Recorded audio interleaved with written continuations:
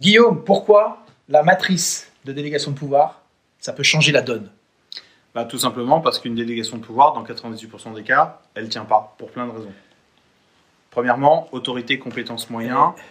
Si je dis, je te donne autorité, compétence, moyens, c'est bien, sauf que dans les faits, dans 98% des cas, je n'ai pas qualifié quelle est l'autorité que je t'ai donnée. Je ne me suis pas forcément assuré que tu avais réellement les compétences. Et pour ce qui est des moyens, ouais, tu as le droit à 200 €, donc tu feras avec. En fait, je caricature, mais sauf que dans beaucoup d'entreprises, les droits d'engagement financier sont de ces ordres-là, 200, 300, 500 €. Et donc finalement, on donne une autorité sur autorité, compétence, moyens sur 3 figues et un raisin.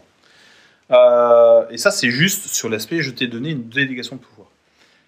La particularité, c'est que généralement, la délégation de pouvoir, elle ne tient pas la route, parce qu'entre le moment où je la signe et les évolutions de l'organisation, au moment où je vais avoir les incidents qui vont faire que, au fait, qui est responsable de tel ou tel sujet, bah, la plupart des délégations de pouvoir en tant que telles ne sont plus à jour, et donc si elles ne sont plus à jour, ça veut dire que vous ne maîtrisez pas l'évolution de votre organisation.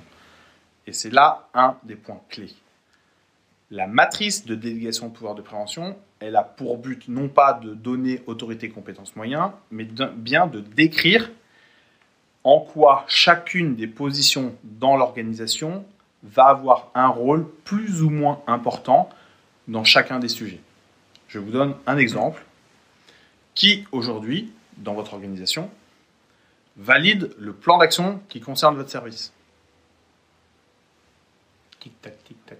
Qui, dans votre organisation, valide le plan de prévention avec le sous-traitant qui intervient chez vous? Le service HSE, le service de la maintenance, vous, celui qui avait donné l'ordre et passé la commande, l'acheteur. Si vous n'êtes pas capable de répondre à ces questions, vous vous rendez bien compte que ce n'est pas un sujet de délégation de pouvoir, mais tout simplement une problématique d'organisation de l'autorité des compétences et des moyens qui passe par un travail incontournable, hyper structurant et qui permet d'obtenir des résultats extrêmement rapidement. C'est la matrice de délégation de pouvoir de prévention. Si vous voulez en savoir plus, on est à votre disposition pour pouvoir en parler. Mais si ce sujet-là vous interpelle, et c'est aussi un peu l'objet de nos vidéos, hop, au boulot, au boulot. C'est de se réveiller un peu et de sortir de votre mode automatique. Allez, ça, à belle bientôt. journée.